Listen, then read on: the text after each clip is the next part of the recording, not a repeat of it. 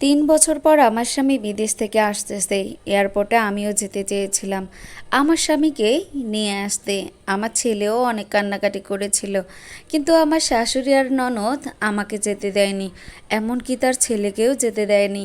আমাকে দেখলে নাকি আমার স্বামী আর বাড়িতেই আসবে না, এই ভয়ে আমার শাশুড়ি আমাকে নিয়ে যায়নি।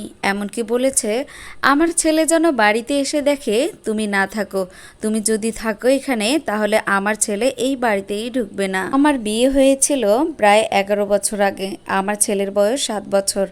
আমার স্বামীর সাথে সম্পর্ক শুরু থেকেই অনেক ভালো ছিল, কিন্তু ধীরে ধীরে মানুষের কান পড়া পেয়ে বা মানুষের বাজে কথা শুনে আমার স্বামী এক প্রকার আমাকে দেখতেই পায় না। আর সেই মানুষগুলোকে জানেন, সেগুলো হচ্ছে আমার শাশুড়ি আর আমার একমাত্র ননদ। কি সুন্দর আমার সুখের সংসার ছিল। আমার স্বামী প্রথমে একটা প্রাইভেট কোম্পানিতে চাকরি করত, কিন্তু কোম্পানিটা হঠাৎ করেই বন্ধ হয়ে যায়, কোনো কারণে আর চালুই হয়নি। অনেক জায়গায় চাকরির জন্য অ্যাপ্লিকেশন করেছিল, কিন্তু কোনো জায়গায় চাকরি হয়নি। আমাদের তেমন একটা অবস্থা ভালোও ছিল না, টুকটাক জমি আবাদ করে যেটুকু হতো ওটুকু দিয়ে খেয়ে কোনো রকমের সংসার চলতো। আমার স্বামী সিদ্ধান্ত নিল যেহেতু দেশে তেমন ভালো একটা কিছুই হচ্ছে না, তাই সে বিদেশেও চলে যাবে। তখন আমাদের জমানো তেমন টাকাও ছিল না। তারপর আমার স্বামী এটাই সিদ্ধান্ত নিল যে সে বিদেশেই যাবে। পরে ভাবলাম আমার কিছু গয়না আছে, বিয়ের সময় তাদের বাড়ি থেকে আমাকে একটা হার দিয়েছিল আর আমার বাবার বাড়ি থেকে 2 ভরি স্বর্ণ দিয়েছিল। তো আমার স্বামীকে বললাম যে এগুলো বিক্রি করি, এগুলো বিক্রি করলাম, তারপরেও টাকা হচ্ছিল না। তারপরে এটাই সিদ্ধান্ত নিলাম যে আমার বাবার বাড়ি থেকে ভবিষ্যতে তো আমি জমি পাবই, আর ওইখানে যেহেতু গিয়ে আবাদ করা বা দেখাশোনা করা কোনোভাবেই সম্ভব না, তার জন্য ওই জমিটা বিক্রি করার সিদ্ধান্ত নিলাম। প্রথমে আমার বাবা মা রাজি ছিল না, তারা আমাকে বারবার বলেছিল তোর ভবিষ্যৎ কী হবে। আমি বলেছিলাম যেখানে আমার স্বামী আমার ভবিষ্যৎ, আর কোনো ভবিষ্যৎ আমার লাগবে না। পরে জমিটাও বিক্রি করে দেই। এদিকে ওদের অল্প একটু জমি ছিল, ওটাও বন্ধক রেখে দিয়েছিলাম, ব্যাংক থেকে লোন নিয়েছিলাম। এগুলো করে আমার স্বামী মালয়েশিয়াতে গিয়েছিল। গিয়ে তেমন একটা তার ভালো চাকরিও হচ্ছিল না, মোটামুটি ভালো টাকায় বেতন পাচ্ছিল, কোনো মতনে দেশে টাকা পাঠাতো এবং আমাদের সংসারটা চলছিল। এদিকে ছেলের লেখাপড়া, খাওয়া দাওয়া সব কিছুই ভালোভাবে গোছাচ্ছিলাম। আমি অতটুকু টাকার মধ্যেই সবটুকু মেনটেন করে নিয়েছিলাম। আমার স্বামী বিদেশে যাওয়ার পর থেকে আমার শাশুড়ি আর ননদ আমাকে এক চোখেই দেখতে পারতো না। আমার স্বামী থাকার সময়ও তারা আমার সাথে খারাপ ব্যবহার করতো, কিন্তু আমার স্বামী বিদেশে যাওয়ার পর থেকেই তারা আমার প্রতিটা কাজেই ভুল ধরতো। আমার শাশুড়ি চাইতো আমি যদি ওই বাড়ি ছেড়ে চলে যাই তাহলে তার বোনের মেয়ের সাথে আমার স্বামীর বিয়ে দেবে, কিন্তু আমার তো একটা ছেলে সন্তান আছে, তার ভবিষ্যতের দিকে তাকিয়ে আমি সব কিছুই সহ্য করে নিয়েছিলাম, কোনো কিছুরই উত্তর দিতাম না। বাড়িতে যা ঘটতো তার একটা কথাও আমি আমার স্বামীকে ফোন করে বলতাম না, কারণ আমার স্বামী ওইখানে একাই থাকে, যদি অসুস্থ হয় কেউ তো দেখার মতো না। আমি সব সময় তার এখান থেকেই খেয়াল রাখতাম, আমি তার জন্য তাকে কোনো কিছুই বলতাম না, তাকে কোনো বাড়তি প্রেশার দিতাম না। কিন্তু এদিকে আমার শাশুড়ি আর ননদ আমার নামে মিথ্যা মিথ্যা কথা বলতো, আমি নাকি তাদেরকে দেখতে পারি না, তাদের ঠিকমতো খেতে দেই না, ঠিকমতো রান্নাও করি না। এগুলো শুনে আমার স্বামী আবার আমাকে ফোন করে অনেক বকাবকি করতো। আমি যদি বলতে যে চাইতাম তাহলে সেটাও শুনতো না, কারণ তারা আগেই ফোন করেছে, তাদেরটাই সত্য মানতো। তারা যে আমার সাথে কাজের ব্যাপারে এরকম খারাপ ব্যবহার করে সেরকমটা কিন্তু না, তারা আমার চরিত্র নিয়েও কথা বলেছিল। একদিন আমার শাশুড়ির ভাইয়ের ছেলে আমাদের বাড়িতে এসেছিল বেড়াতে। আমি যেহেতু বাড়ির বউ, বাড়িতে কেউ আসলে সব কিছু আমাকেই দেখতে হয়। তো ওই দিন অনেক রাতে এসেছিল, আমি ঘুমিয়ে পড়েছিলাম, আমার শাশুড়ির কাছে নাকি গিয়েছিল। তখন আমার শাশুড়ি তার মেয়েকে ডেকে বলেছিল আমার ঘরে আসতে, আমার ঘরে যাতে কোনো নাস্তার ব্যবস্থা করে দেয়। তো আমার ননদও তার মামাতো ভাইকে নিয়ে আমার ঘরে এসেছিল। আমি দেখে বসতে দিলাম, নাস্তা রেডি করার জন্য ফ্রিজ থেকে ফলমূল বের করতেছিলাম। সেই সময় আমার ননদ দৌড়ে গিয়ে দরজাটা বাইরে থেকে লাগিয়ে দেয়। এরপর আমার শাশুড়ি চিল্লাচিল্লি শুরু করে দিয়েছিল যে আমার সাথে নাকি তার ভাইয়ের ছেলের সম্পর্ক। আমি তো শুনে ভিতরে কি করব বুঝে উঠতে পারতেছিলাম না, মানে আমি কিছুই বুঝতে পারতেছিলাম যে না, যে এখন আমি কি করব। আমি শুধু কান্নাকাটি করেছিলাম যে এটা মিথ্যা কথা, আমি শুধু তাকে নাস্তা দেওয়ার জন্য এখানে বসিয়েছিলাম। আর সেই দিন আবার আমার ছেলেটা তার দাদা দাদির সাথেই তাদের ঘরে ছিল, আমি শুধু ছিলাম। আমার কথা কোনোভাবেই বিশ্বাস করতেছিল না। এদিকে পাড়া প্রতিবেশী সবাইকে ডেকে এনে আমার শাশুড়ি আমার নামে কলঙ্ক ছড়িয়ে বেড়ালো, কিন্তু আসলে এটা কখনোই সত্য না। শুধুমাত্র আমার আল্লাহই জানে যে সেদিন আমার কোনোই ভুল ছিল না। আমার শাশুড়ি আর ননদের অভিনয় দেখে আমি অবাক হয়ে যাচ্ছিলাম। সাথে সাথেই আমার ননদ আমার জামাইকে মানে আমার স্বামীকে ফোন করে ভিডিও কলে সব কিছুই দেখালো। সেদিন থেকে আমার স্বামী আর আমাকে সহ্য করতেছিল না। আমি তো সবাইকে বারবার এটা বোঝানোর চেষ্টা করেছিলাম যে ওই দিন আমার মামা শ্বশুরের ছেলে এসেছিল আর আমি তাকে নাস্তা দেওয়ার জন্য মানে ফ্রিজ থেকে ফলমূল বের করতেছিলাম।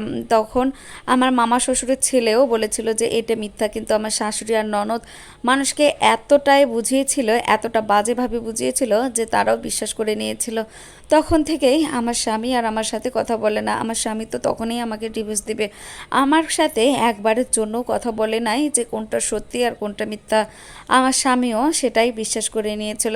আমাকে বলেছিল এক্ষণে যেন আমি ওদের বাড়ি থেকে বের হয়ে যাই, কিন্তু আমি বলেছিলাম যে আমি জীবনেও যাব না যতদিন পর্যন্ত তুমি দেশে আসতেছো না, আমি এই ব্যাপারটা প্রমাণ করতে না পারবো ততদিন পর্যন্ত আমি যাব না। আমার ছেলেকে নিয়েই আমি এইখানে থাকবো। থেকে আমার স্বামী তো আমার সাথে কথাই বলে না, আর শাশুড়ি আর ননদ উঠে পড়ে লাগতো আমাকে তাদের বাড়ি থেকে বের করে দেওয়ার জন্য, কিন্তু আমিও যেতাম না।